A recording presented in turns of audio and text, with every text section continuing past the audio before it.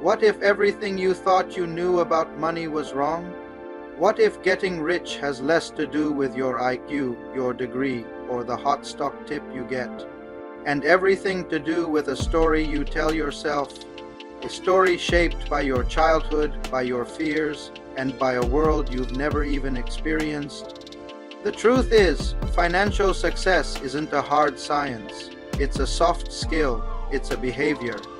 And in his masterpiece, The Psychology of Money, Morgan Housel isn't going to give you a spreadsheet. He's going to give you a mirror, and what you see might just change your life. The core idea of this book is devastatingly simple, yet we ignore it every single day. Doing well with money has little to do with how smart you are and a lot to do with how you behave, and no one is rational. We're all driven by our own unique financial psychology, shaped by personal history that we can never fully understand in anyone else. This book is a tour of the most powerful and often bizarre ways our minds work when it comes to money. It will show you why you can never judge someone else's financial decisions and how to master the one thing you can control, yourself. We're going to break down the book's biggest ideas, chapter by chapter. These aren't just chapters, they're mindset shifts. And the very first one might stop you from judging anyone's financial decisions ever again, starting with your own. Are you ready? Let's start with Chapter 1. Chapter 1. No one's crazy. Have you ever looked at someone's financial decisions and thought that is completely insane? What if I told you that from their perspective, it is the most logical thing in the world? And what if your own smart money rules are based on a hidden story you don't even know you are telling? This chapter introduces a liberating idea. No one is crazy. Your financial behavior is not driven by a spreadsheet, but by the unique, invisible curriculum of your life. The person who lived through hyperinflation hoards cash. The tech worker who saw only boom times loads up on risk. Neither is crazy. They are both making rational decisions based on their personal history, a history that has taught them a very specific lesson about how the world works. So if we're all just products of our personal history, does that mean our financial fate is already written? Not quite, because there are two invisible giants that can sweep in and rewrite anyone's story at any time.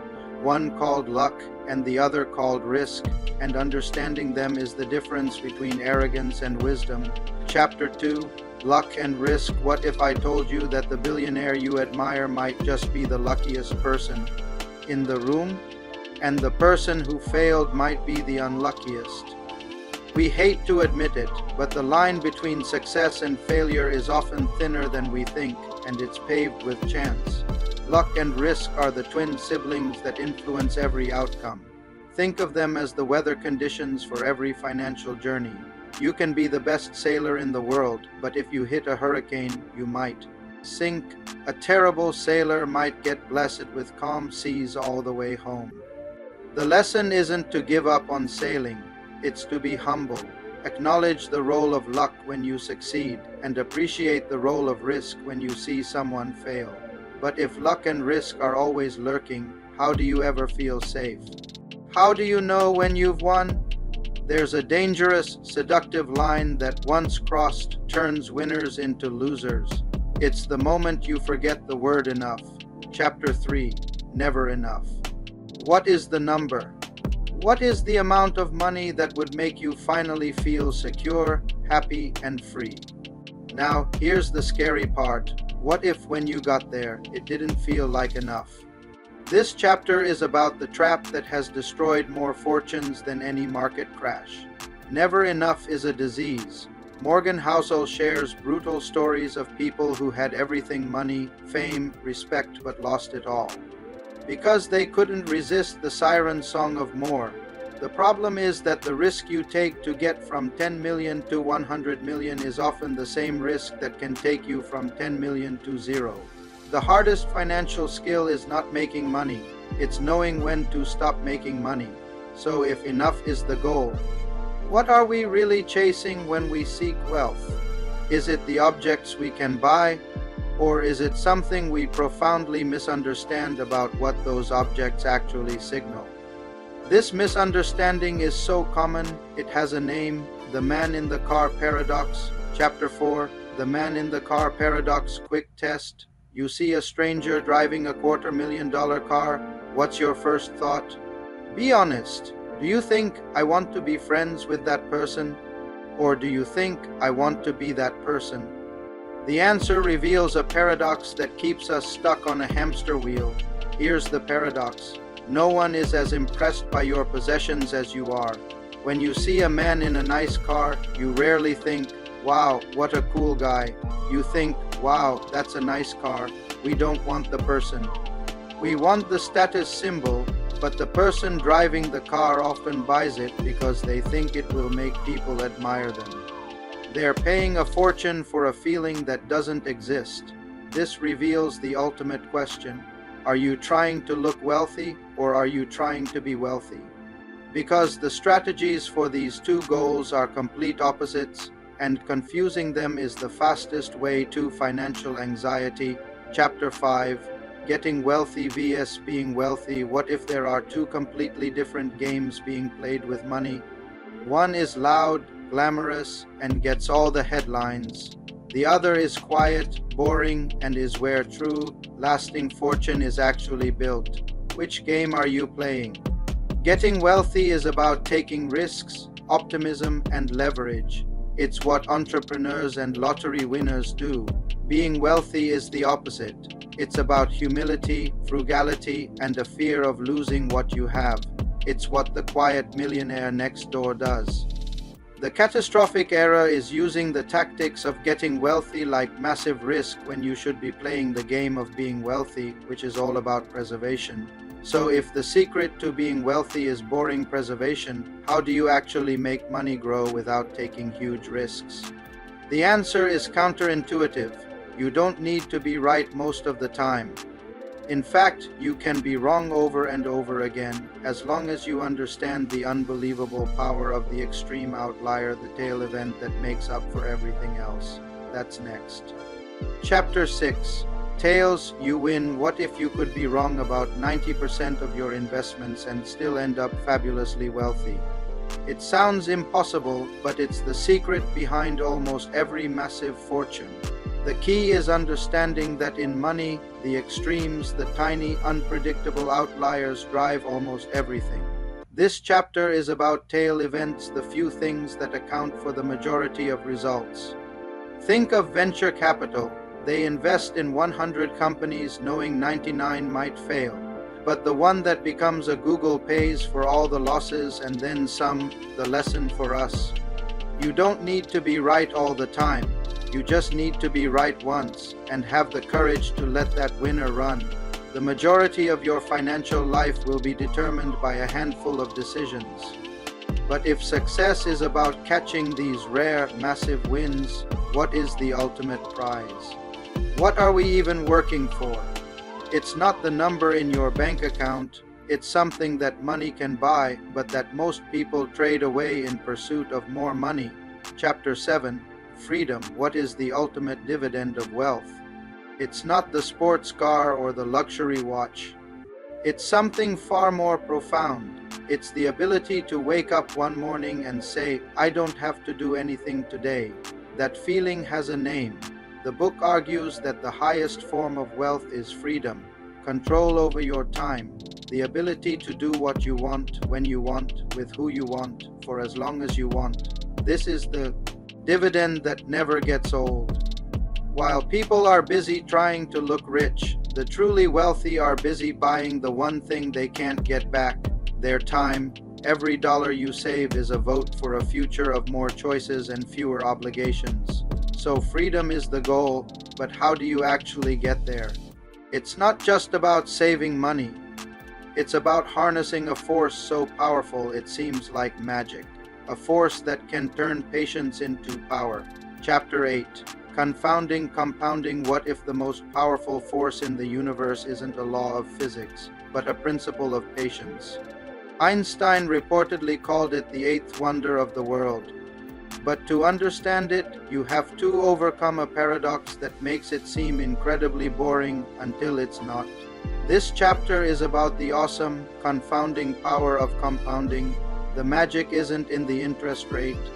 It's in the time. The first few years, you see almost nothing. It feels pointless. But then a threshold is crossed. The line on the graph doesn't just go up. It curves exponentially upward. The greatest returns happen at the very end. The lesson is that the hardest part is staying patient during the long, flat period, trusting that the explosive growth is coming. But compounding doesn't just work on money. It also works on the perception of wealth. And that leads to a crucial distinction between what we see when we look at rich people and what's actually there. Chapter 9. Wealth is what you don't see when you see someone driving a Ferrari. What do you see? Wealth, right? But what if that's an illusion? What if true wealth is the exact opposite? What if it's the money that was not spent on the Ferrari? Wealth is hidden. It's the option to buy the Ferrari that you decline. It's the assets not sold, the debt not accrued, the money not spent. The person driving the Ferrari might be up to their eyeballs in debt. The truly wealthy person is the one with a huge bank account and no fancy car to show for it. We judge wealth by what we see, because it's the only data point we have.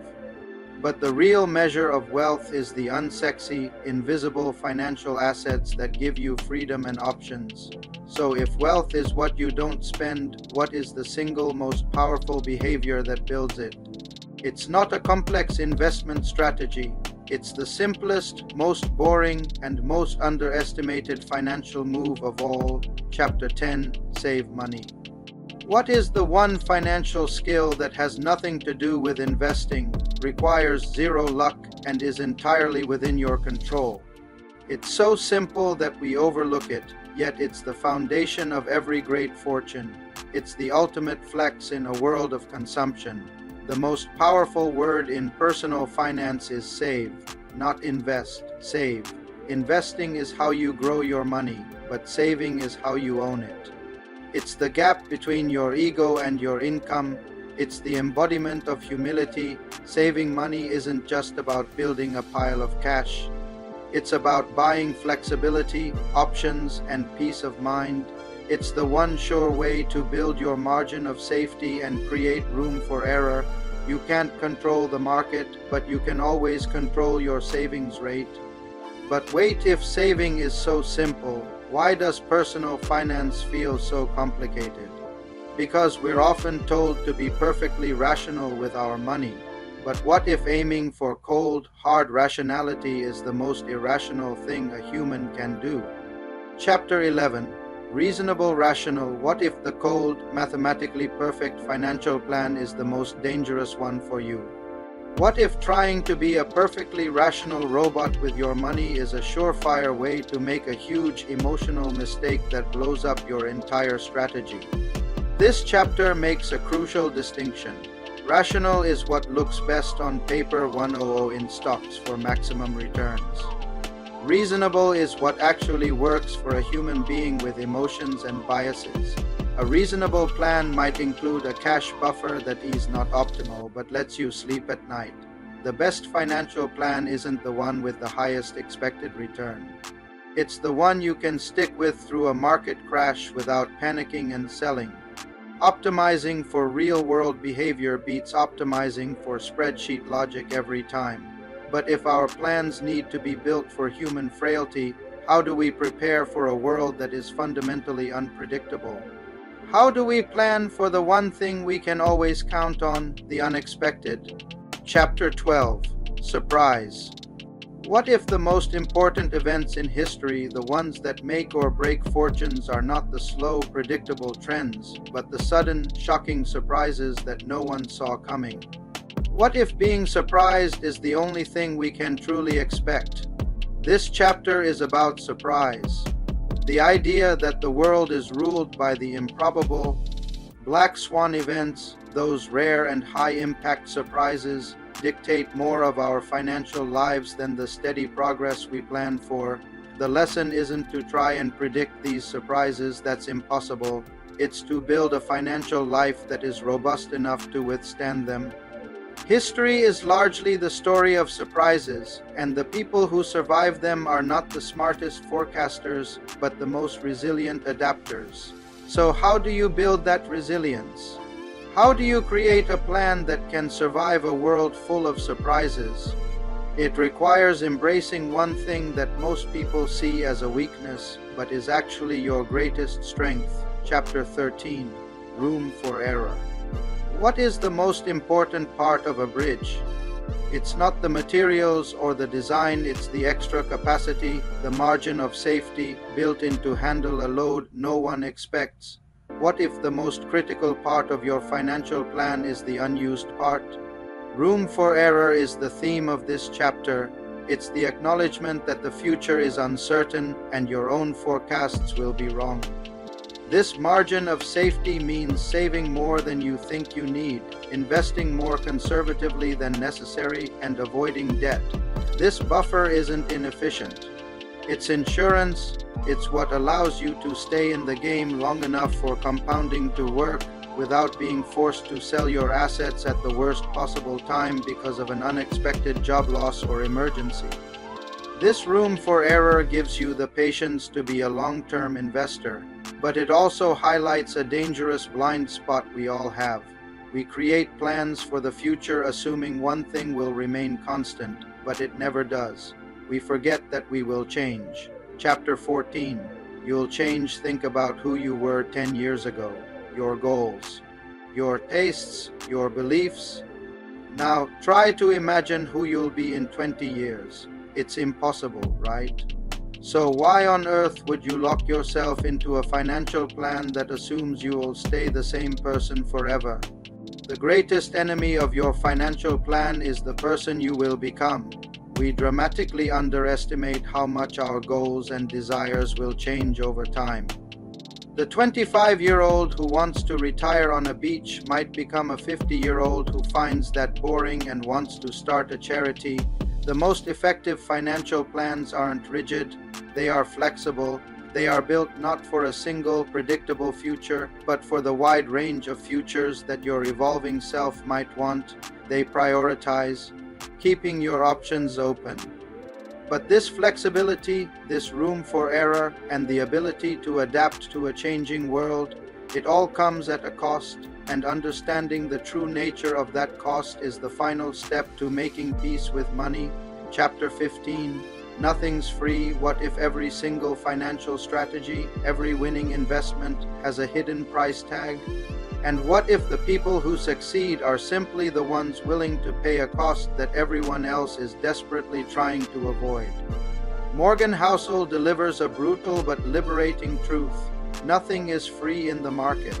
The price of higher returns is volatility, fear, and uncertainty. The price of ironclad safety is lower returns. There is no such thing as a high return, low risk investment. The key to success is not finding a free lunch.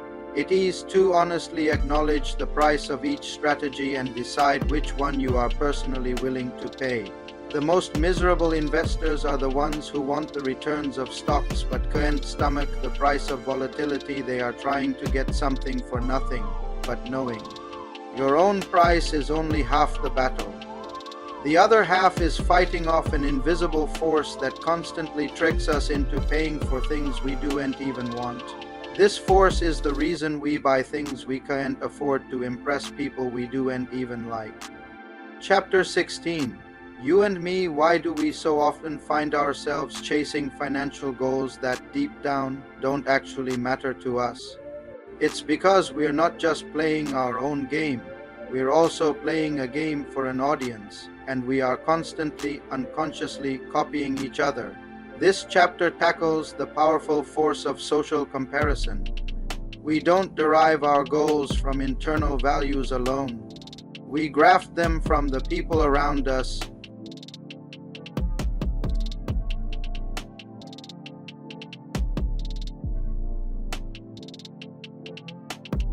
This leads to a massive waste of resources as we spend money on things that boost our status in the short term but do nothing for our long-term happiness or freedom. We're driven less by absolute needs and more by our position relative to our peers. This game of comparison is dangerous enough on its own, but it becomes a true trap when you realize that our expectations have a hidden accelerator. They don't just grow. They grow faster than our wealth, creating a psychological prison that has ensnared even the richest people in history. Chapter 17. The Seduction of Pessimism. Why does bad news sound so much more intelligent than good news? Why does the prophet of doom on TV seem to have a deeper understanding of the world than the optimist? It's not a coincidence, it's a psychological trap that has cost investors billions. Pessimism is seductive because it sounds smart. It sounds like you've seen a hidden truth that the cheerful masses have missed. Optimism, on the other hand, can sound naive. But here's the twist. Throughout history, optimism has been a bet that has paid off again and again. Economies grow, innovation solves problems, and markets trend upward over the long run. Pessimism sells headlines, but optimism builds wealth. The trick is to acknowledge the seductive voice of pessimism without letting it dictate your long-term decisions. But if optimism is so reliable, why are we so vulnerable to pessimism? It's because in a world of surprises, our brains are quick to believe stories that offer simple explanations, even if they're wrong, especially when we're scared. Chapter 18. When you'll believe anything, what happens to your judgment when you're scared? When the market is crashing and your portfolio is cut in half. Under extreme stress, a fascinating and dangerous shift occurs in our minds. This chapter explains that when you're scared, you'll believe anything that promises a way out. Fear doesn't just create emotion. It shuts down rational thought. This is when get-rich-quick schemes and doom and gloom prophecies sound most appealing. They offer certainty in an uncertain moment. The most important financial skill is to recognize when you are in this state of fear and have the discipline to not make drastic decisions.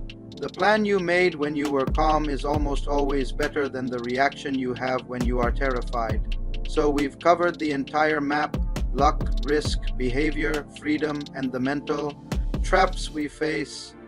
But how does it all fit together? How do we take these 20 ideas and turn them into a single cohesive philosophy for living? Chapter 19.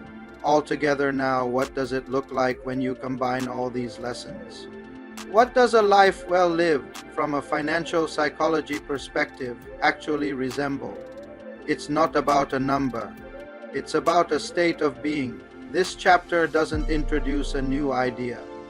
Instead, it weaves everything together. It shows that the goal is a combination of humility, luck, and risk, contentment, never enough, frugality, save money, and patience, compounding. It's about using money to gain control over your time, freedom, while being reasonable, not rational, with your plans. The ultimate wealth is the ability to wake up each day with a sense of peace and possibility, unburdened by financial anxiety or the need to prove yourself to others. This brings us to the end of the journey, but before we go, the author leaves us with one final personal revelation, a confession that ties the entire book together. With a deeply human bow, Chapter 20, Confessions. After all these profound lessons about behavior and psychology, what does the author himself confess? What is the one personal money story that he holds above all others? In this final chapter, Morgan Housel makes a personal confession. He shares that his own financial philosophy is not built on complex theories, but on a simple goal: to be independent and have control over his time. He confesses that his own views are shaped by a deep-seated desire for autonomy more than for luxury. This final chapter is a powerful reminder that personal finance is, at its core, deeply personal. There is no one right answer, only the right answer for you, the one that lets you sleep at night and wake up excited about your day. And that is the ultimate takeaway. It's not about what you own. It's about what you control, and the greatest thing you can control is your time and your choices. So if you take one thing away from Morgan Housel's masterpiece, let it be this: wealth is hidden. It's the money not spent, the savings that give you freedom, and the patience to let compounding work. The goal isn't to have the most. It's to have enough to control your time and choices. Now, I want to hear from you. Which of these chapters resonated with you the most? Was it the man in the car paradox? The idea of room for error? Share your biggest money lesson in the comments below. If this video helped you see money in a new light, then do two things for me. First, hit that like button. It helps others find this content. Second, tap subscribe and turn on notifications. Why? Because we're just getting started. Every day we come up with interesting book summaries that can help you change your life. Thank you for watching. Remember, the most important investment you can make is in your own behavior. Now go out there and build a fortune of freedom.